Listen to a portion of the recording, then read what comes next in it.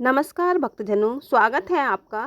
फागुन मास शुक्ल पक्ष की एकादशी को आमलकी एकादशी का व्रत किया जाता है। इस दिन श्री हरि की विधि विधान से पूजा की जाती है।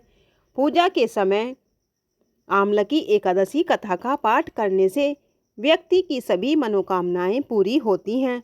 रंगभरी एकादशी, जिसे आमलकी एकादशी के नाम से भी जाना जाता है, फागुन मास शुक्ल पक्ष की एकादशी को आमलकी एकादशी या आंवला एकादशी भी कहा जाता है।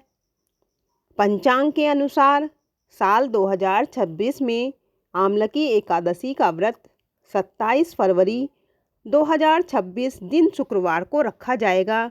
यह पावन तिथि भगवान विष्णु को समर्पित है। इस दिन का शुभ फल पाने के लिए श्री हरि विष्णु और माँ लक्ष्मी के साथ साथ आंवले के पेड़ की पूजा करने का विधान है। इस दिन पूजा के समय आमलकी एकादशी व्रत कथा का पाठ करना चाहिए। मान्यता है कि कथा का पाठ करने से एकादशी व्रत का संपूर्ण फल प्राप्त होता है और साधक के सभी पापों का नाश होता है।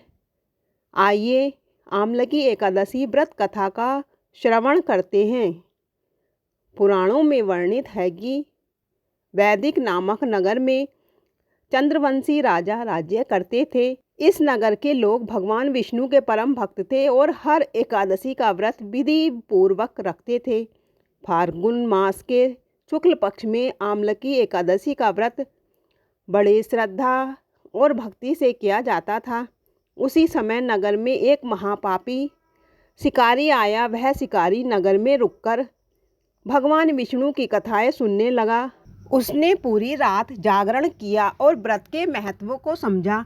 इसके बाद वह अपने घर लौटकर सो गया। कुछ ही दिनों बाद उसका देहांत हो गया। पापों के कारण उसे नरक में जाना पड़ा, लेकिन याददाश्त में बचा कि उसने एक बार अनजाने में आमलकी एकादशी व्रत कथा सुनी थी और जागरण भी किया था। इस कारण उसे उस व्रत का शुभ फल मिला। उसने फिर राजा विदुरथ के घर जन्म लिया और उसका नाम वशुरथ रखा गया। वशुरथ बड़े होकर एक दिन जंगल में भटक गया और एक पेड़ के नीचे सो गया। अचानक कुछ डाकुओं ने उस पर हमला कर दिया, लेकिन उनके सारे अस्त्र शस्त्र का उस पर कोई असर नहीं हुआ और राजा निश्चिंत होकर सोते रहे। जब राजा की नींद खुली तो उसने देखा कि आसपास के कई लोग जमीन पर गिरे पड़े हैं।